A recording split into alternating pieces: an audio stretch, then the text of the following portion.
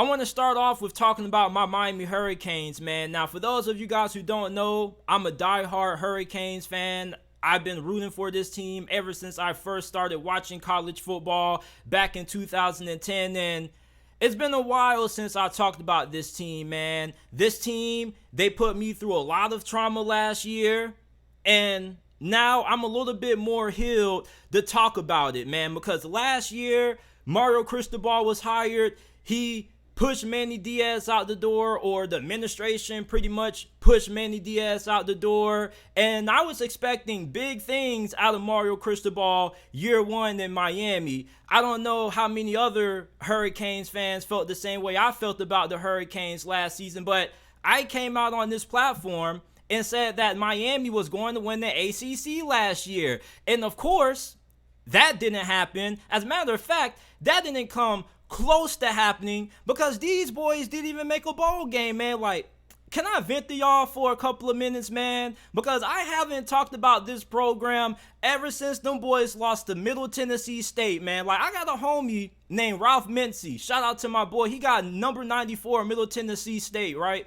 So after they got done beating Miami, I hit him up after the game and I was like, hey, bro, did y'all expect to win that game? Be honest. And he said, hell yeah, man. Like, our coach was telling us the whole entire week leading up to the game that they were going to end up beating Miami. And it was so embarrassing because these boys were throwing 71-yard touchdowns, bro, against the Miami Hurricanes, man. And not just did we lose the Middle Tennessee State, but these boys got blown out by Florida State, Clemson, Pitt, and most embarrassing, Duke.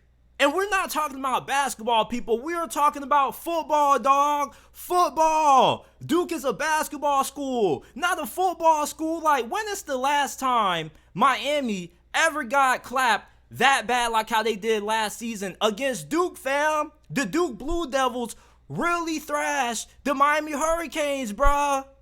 And a lot of Hurricanes fans kept on telling me, man, JT, you gotta chill out. It's a rebuilding year. Like, man, F that, bruh.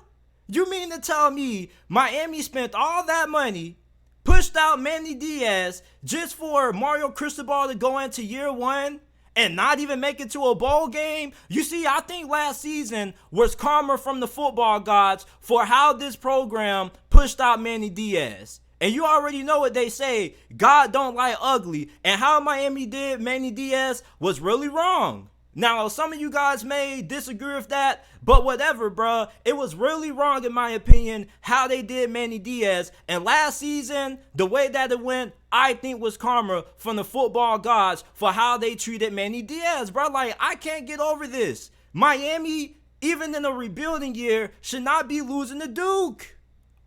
I mean, come on. I can understand getting blown out by FSU and Clemson, but getting blown out by Pitt and Duke, bruh?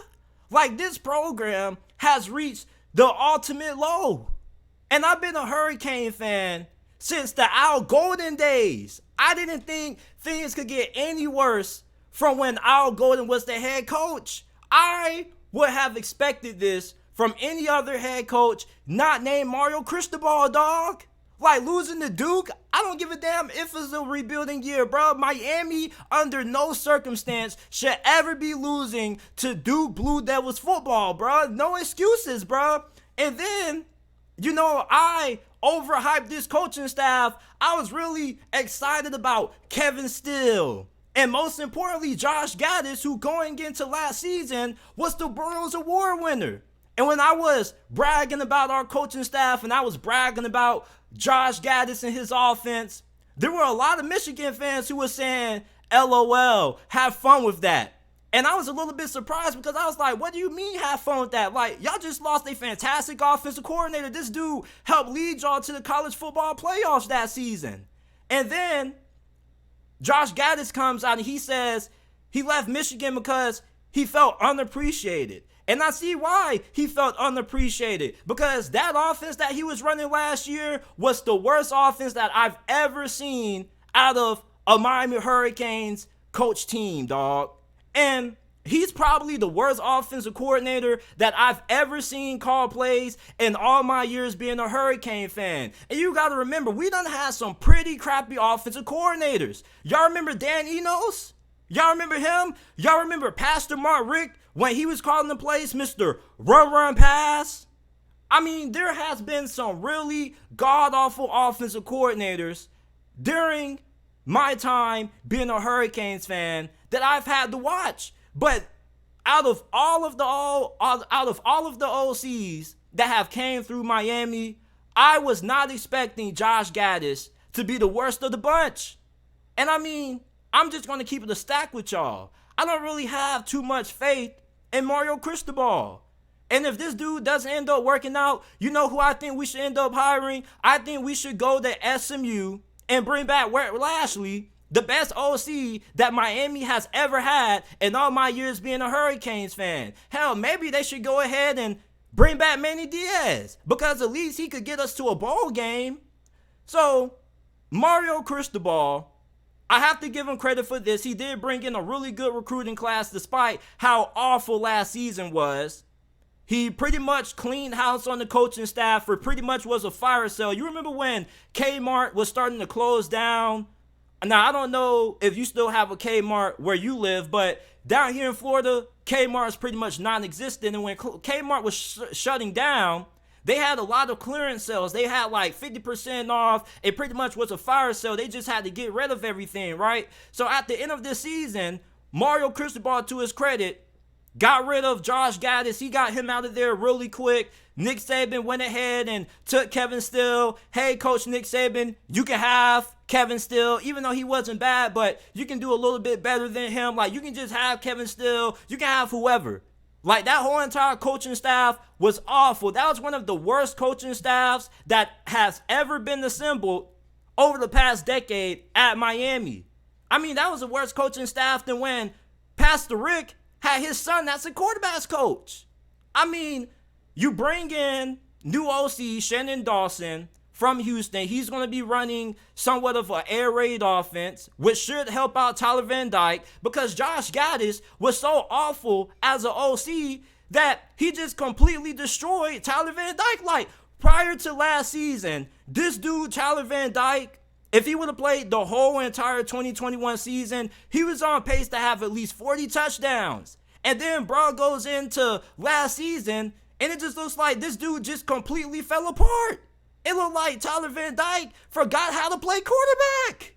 That's how bad Josh Gaddis was as the OC. So Shannon Dawson, don't know too much about how good of a play caller he is, but the bar is set pretty low considering what Miami had calling plays last season and how the offensive coordinator position has been for Miami over the past decade. There's only been one truly good OC that has came through this program, and it's been Rhett Lashley. And he's balling out at SMU right now. With everything that they've been getting in the transfer portal, they have a lot of hype. They probably have more excitement down there in SMU than many people have about Miami Hurricanes football going into this season, man. You got a new defensive coordinator who you kind of stole from Tulane. Now, originally, he spent 2 seasons as the defensive coordinator for Marshall, and Marshall had some pretty damn good defenses under him. And he was supposed to go to Tulane. He only stayed at Tulane for a brief moment. He pretty much opened the door, walked in, and 3 seconds later, walked back out and closed it. Because I guess Miami just went ahead and dropped that bag, and that bag was too much for him to turn down. He said, you know what, I appreciate the offer, Tulane, but I'm taking my talents down to South Beach, and I don't blame him. Even though the football program wasn't great, there's always a lot of fun things to do down there in South Florida. You got nice women, nice weather, it doesn't get too cold, and it's a really nice campus. I've been on the University of Miami's campus. This is one of the nicest universities probably in the whole entire country, bruh. So this is a revamped coaching staff, which gives me a little bit of excitement for. I'm really excited that Mario Cristobal is getting rid of his old traditional offensive philosophy, because his offensive philosophy has done nothing but held back the previous quarterbacks that he had. I mean, look at Justin Herbert. Justin Herbert was way better his first season starting for the LA Chargers than he was during his whole entire career at Oregon, especially when Mario Cristobal took over the reins, and the offense that he ran held back Justin Herbert. And the offense that Josh Gaddis was running under Mario Cristobal just completely held back this entire offense. So I'm glad that Mario Cristobal went out and hired an offensive coordinator that's going to run a more modernized offense. This offense that Shannon Dawson is supposed to be running is going to be a lot similar to what Rhett Lashley ran when he was back calling plays for this program a couple of years back. It's like an air raid spread attack. And this is an offense that is going to be able to get the most out of Tyler Van Dyke. He's going to be pretty comfortable in this offense. And this offense also should get the most out of this wide receiver room. The offensive line should be really good. Mario Cristobal is a former offensive lineman himself. And his offensive lines at Oregon normally were typically really good. So this season, you have a really good offensive tackle and Zion Nelson, who should end up being a high NFL draft pick come next year. You got two really good offensive linemen out of the transfer portal. One offensive lineman in particular that many Hurricanes fans were really excited about getting was Javion Cohen, who transferred from Alabama. So he's going to have a really big impact on this offensive line. This should be one of the better offensive lines in the ACC this season. The receiving core should be pretty nice. Now, it doesn't have a lot of elite talent, but it does have enough talent to get the job done. Jacoby George, he had a really good spring. I think he should end up breaking out. You still do have Xavier Restrepo. What the hell happened to him last season? Like, this dude was pretty good prior to 2022. I guess we can blame that on Josh Gaddis too. You do have Henry Parrish. I like this man's game a lot. This dude is a truck. I mean, this dude is really hard to bring down once he gets a full head of steam. He was averaging 5.7 yards per carry. That's nearly 5 yards per attempt. That means if you give this boy the rock 3 times, he was averaging the first down every 3 carries. And I'm pretty sure he's going to have a really better season this year compared to what he had last year, with Rooster transferring out the program and joining Rhett Lashley down there at SMU. But what really has me excited about Miami going into this season really is this defense. Yeah, you bring in a new defensive coordinator, but you have one of the best safety duos in all of college football, and Cameron Kitchens and James Williams. And what's really disappointing is that nobody is really giving this safety duo the credit they deserve. Both of these guys are going to end up playing on Sundays. James Williams was a really highly touted guy coming out of high school. I'm not really somebody who follows high school recruiting all that much because it's just too much drama for me. Like, anytime a guy decommits that I really like, I'd be like, damn, bro, like, I wish he would have stayed. So I just don't really follow high school recruiting all that much, but I was really happy when we got James Williams because a lot of Florida fans wanted him too. So anytime we can keep a guy from going to a rival school, I'm always going to be happy about that. Leonard Taylor was also somebody who was really highly touted coming out of high school. He's been with the program for a couple of years also. This should be the best season of his collegiate career, and this is somebody who potentially could end up being a first-round draft pick. He has the kind of talent to go in the first round of the NFL draft. It just really depends on if this new defensive coordinator is going to be able to get the most out of him.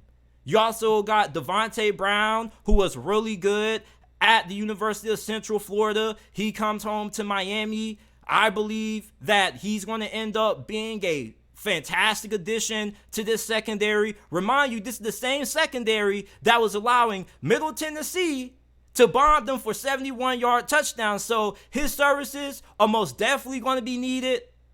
And I think that Miami, at the bare minimum, should at least be able to win 6 games. Like, is it realistic for me to expect Miami football to be able to win 6 games? I mean, can we even do that anymore? It's like the level of expectation just seems to go down year in and year out. It's like we went from being in the Orange Bowl, getting blasted by Wisconsin under Mark Richt, to going 5-7, not even making it to a bowl game and getting blown out by Duke. Like, expectations have drastically decreased year after year after year. And I'm going to set my expectations at 6 wins just because I don't want to get disappointed anymore. You know what they say? If you want to avoid disappointment, don't have high expectations. And it seems like every time I have high expectations for this program, they just let me down. But you think I should be used to it because that's all this program has done over the last decade that I've been a fan. And you may be asking yourself, JT, why did you even become a fan of the Miami Hurricanes? And I kind of ask myself that question every time I watched Miami take a L last season. But the reason for it was because of Duke Johnson.